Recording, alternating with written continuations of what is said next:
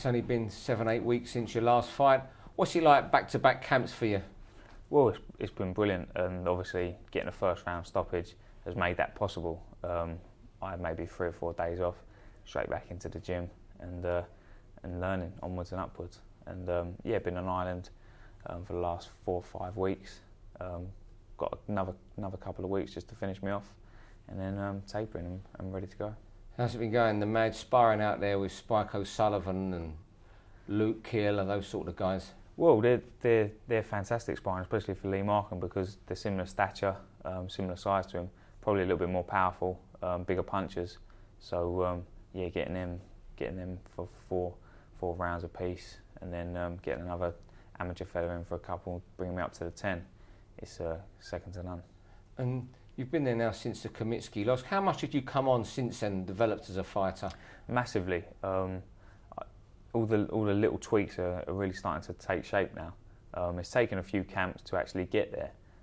Probably maybe a little bit guilty of trying to overly impress against Andrew Robinson and Ribchev, but then it started to come for the last fight, and unfortunately got him out of there in about 45 seconds, so people didn't get to see the improvements, which maybe is a good thing, because if they had seen them, then we wouldn't be taking a fight. So yeah, it's a blessing in disguise, and I'll be looking to showcase my skills and what I've been learning on May the 9th. And now it's Lee Markham. You've one each in the amateurs. What do you recall of those 2 fights? Those thrilling fights, but I was only 17 at the time, and it's a big difference. 8 years on, fully mature, loved the pro game, training with top quality trainers, and had a lot of experience. So yeah, I think he's gonna have a big surprise when he gets in there with me. There's a lot of talk been going on between the 2 of you in the last year, but there is professional respect there, it seems, from talking to Lee.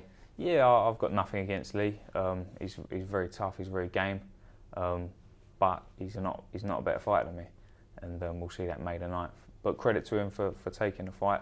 He's always wanted it. It was Steve Goodwin that was stopping that fight from happening, but now he's out of the scene. Then we're here. We're getting ready for it. And you must be impressing people, because I think Tom Baker decided not to have the fight, and the Commonwealth champion Luke Blackledge. So yeah. Are you starting to frighten people off, do you think? Well, I think they want to fight on their terms and their time scales, but we'll happily give that to them. Everyone can have as much notice as they want. We've always given people as much notice as possible. A lot of fighters bring in people late notice. We've never done that. We didn't do that with Sam Cousins.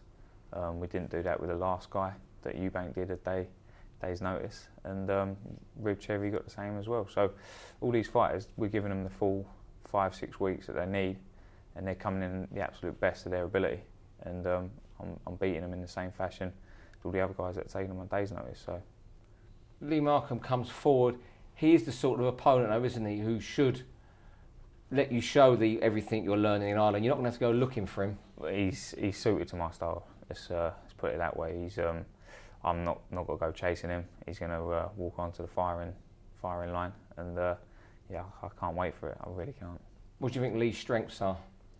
I think his strength is his bravery and his toughness, and his willingness to come forward. But that's also his weakness against me. So unless he learns to box and move on the back foot in the next 2 weeks, then he's going to be in a world of trouble. And even then, I'll hunt him down, and I'll bash him up. And if you come through this, are you looking at that vacant British title, or is Luke Blackledge, the Commonwealth champion, more reality? I'd like the Commonwealth, and then to go after the British as well. But as I say, I'm 6th in the world with the WBO now, so just keep climbing that ladder and look at the world titles for sure. And we've got Billy Joe Saunders and Chris Eubank on the bill at Wembley. Yeah. But Buglioni against Markham, WBO European title. It's got a show stealer about it, hasn't it? Yeah, without a doubt. It's as I say, we've both got similar records. We're both local rivals. There's a bit of history there, and we've both got styles that are going to clash. So it's going to be an exciting fight, and one that I'm really looking forward to. How are you going to win the fight, and when? I would say I'm going to box him. I'm going to fight him. And I'm basically going to do things on my terms. How tough he is will depend on when he goes, but if I catch him on the chin early, then it's going to be an early night's finish.